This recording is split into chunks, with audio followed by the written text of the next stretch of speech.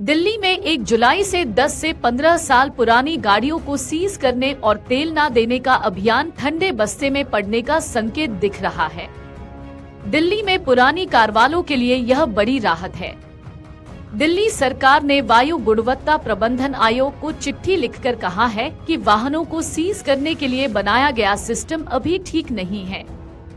दिल्ली सरकार के मंत्री मनजिंदर सिंह सिरसा ने कहा कि आयोग को जानकारी दी गई है कि पेट्रोल पंपों पर जो कैमरे लगाए हैं, ये सक्षम नहीं है।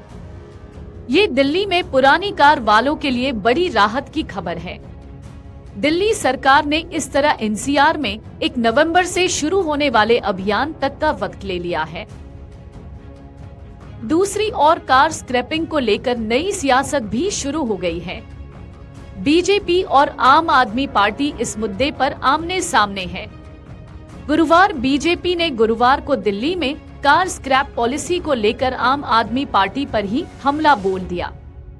दिल्ली में पुरानी गाड़ियों को जब्त करने अभियान 1 जुलाई से शुरू हुआ था। इस अभियान के पीछे प्रदूषण पर लगाम लगाने की बात कही गई थी। पेट्रोल पंप पर कैमरे लगाकर पुरानी गाड़ियों की धरपकड़ शुरू की गई थी। आलम यह है कि हुआ था 84 लाख रुपए की मर्सिडीज को मालिक ने 2.5 लाख रुपए में बेच दिया, लेकिन गुरुवार को दिल्ली सरकार ने commission for air quality management के चेयरमैन को पत्र लिखकर कहा कि दिल्ली में पुरानी वाहनों को जब्त करने और ईंधन न देने की व्यवस्था तर्क संगत नहीं है।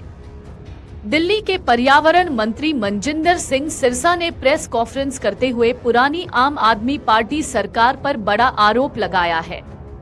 मनजिंदर सिंह सिरसा ने आम आदमी पार्टी पर वाहन शोरूम के मालिकों से मिलीभगत कर पुरानी गाड़ियों को सीज करने का षड्यंत्र रचने का आरोप लगाया। दिल्ली सरकार ने पत्र लिखकर commission for air quality management chairman को ये भी कहा कि पड़ोसी राज्यों के साथ पुरानी गाड़ियों को सीज करने का नियम बने। 1 नवंबर से जब पड़ोसी राज्यों में ऐसे नियम लगे, तब दिल्ली में भी लगे। 1 जुलाई से दिल्ली में 15 साल से पुराने पेट्रोल वाहनों और 10 साल से पुराने डीजल वाहनों को पेट्रोल नहीं दिया जा रहा है।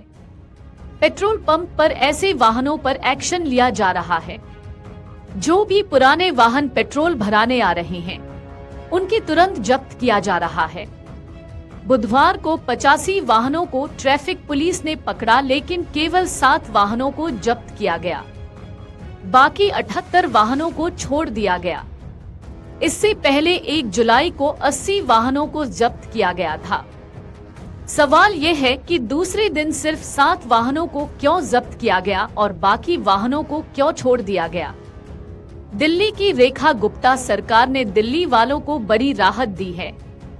पुरानी गाड़ियों पर बैन लगाने वाले फैसले पर फिलहाल रोक लगाते हुए दिल्ली सरकार ने बड़ा बयान दिया है। सरकार की ओर से commission for air quality management को पत्र लिखकर जानकारी दी गई है कि तकनीकी चुनौतियों के चलते ज्यादा आयु वाले वाहनों पर ईंधन प्रतिबंध लगाने का फैसला फिलहाल के लिए संभव नहीं है। इसी के साथ दिल्ली सरकार ने पुरानी गाड़ियों को ईंधन न देने वाले फैसले को वापस ले लिया है। यह नियम 15 साल से ज्यादा पुराने पेट्रोल वाहन और 10 साल से ज्यादा पुराने डीजल वाहनों के लिए लागू किया गया था। दिल्ली में 1 जुलाई से 10 से 15 पुरानी गाड़ियों को सीज करने और तेल न देने का अभियान ठंडे बस्ते में पड़ने का संकेत दिख रहा है। दिल्ली में पुरानी कार वालों के लिए यह बड़ी राहत है।